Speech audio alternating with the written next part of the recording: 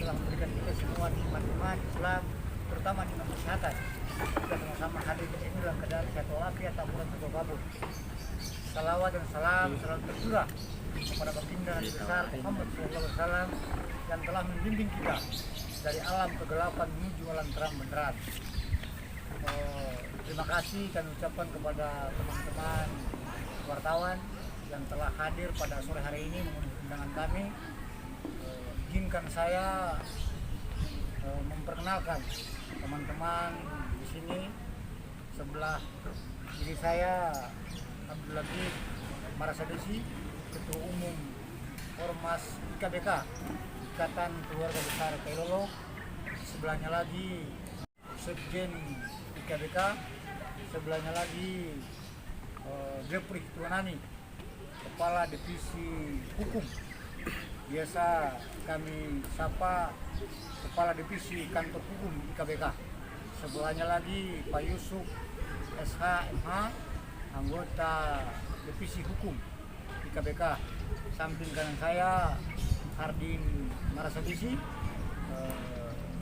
Ketua IKBK Provinsi DKI Jakarta. Teman-teman yang saya hormati, hari ini kami sengaja mengumpulkan teman-teman wartawan. Kami ingin menyampaikan sesuatu berita bahwa patut diduga ada tindakan penganiayaan dan pengeroyokan yang diduga dilakukan oleh 4 oknum polisi Polda Maluku Utara terhadap warga negeri Kailolo yang bermukim di Ternate, namanya Saudara Buiman Usemahu. Nah, tapi sebelumnya waktu dan tempat kami persilahkan kepada Ketua Umum IKBK Bang Abdul Latif Marasadesi untuk menyampaikan sepatah dua kata-kata. Saya Abdul Latif Marasadesi, Ketua Umum Ikatan Keluarga Besar Kailolo IKBK. Dalam hal ini mengutuk keras perbuatan 4 oknum Sabarah yang diduga telah menganiaya, pengeroyokan terhadap adik kami Buaiman Marasadesi dan Buaiman Usemahu. Oleh sebab itu kami meminta dari Pak Kapolri untuk mengusut tuntas penganiayaan dan pengeroyokan terhadap adik kami Buaiman Usemahu. Dalam hal ini saya sebagai Ketua Umum akan menyerahkan sepenuhnya permasalahan ini kepada Ketua Divisi Hukum IKBK Pak Jepri Tuanani.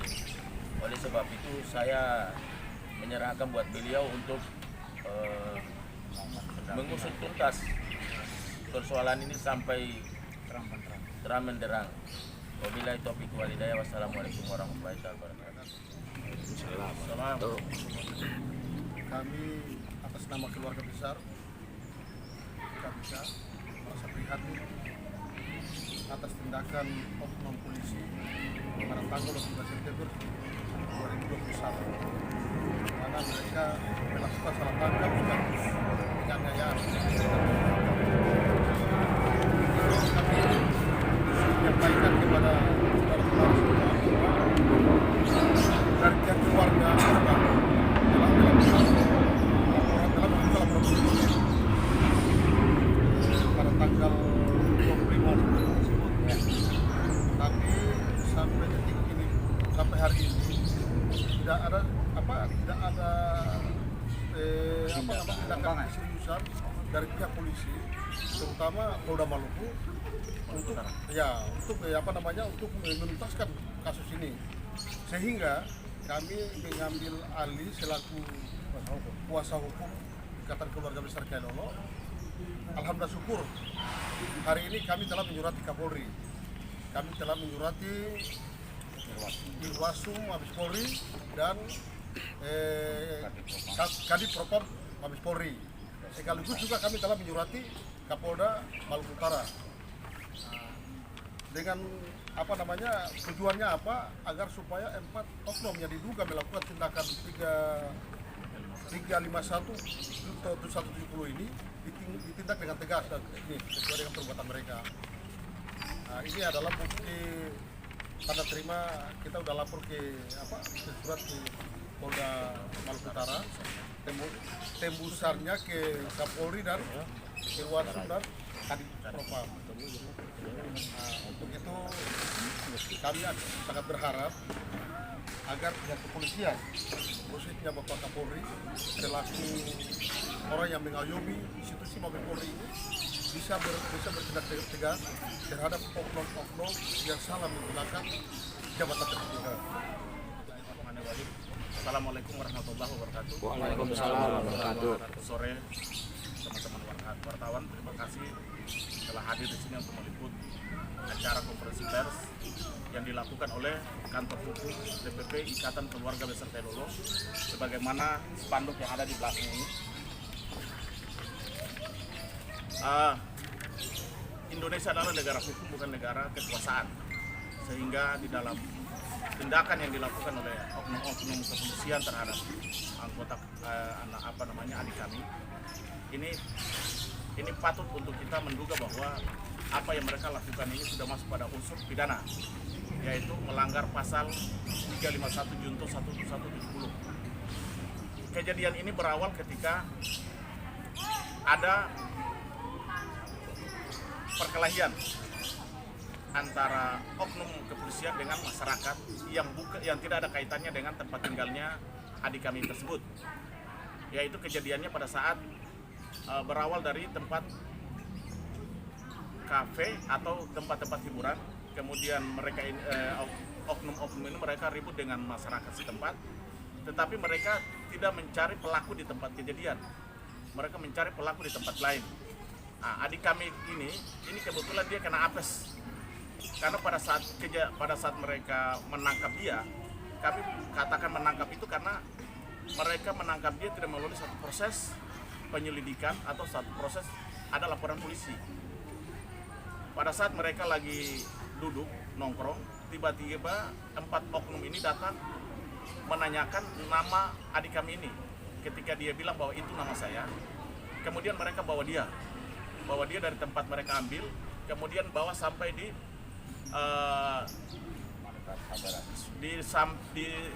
Makassar Sabar. Kemudian mereka di situ melakukan penganiayaan tanpa menjelaskan kepada kami ini kesalahan dia apa. Seharusnya kalau misalnya adik kami ini dia mempunyai satu kesalahan, itu ada prosedur hukum yang harus ditempuh oleh pihak kepolisian dan bukan diambil oleh Sabara, karena Sabara itu bukan kewenangan dia di situ. Kalau misalnya ada laporan dari masyarakat tentang perbuatan adik kami, baru itu harus dilalui proses penyelidikan. Sehingga adik kami sekarang ini kondisi dia trauma.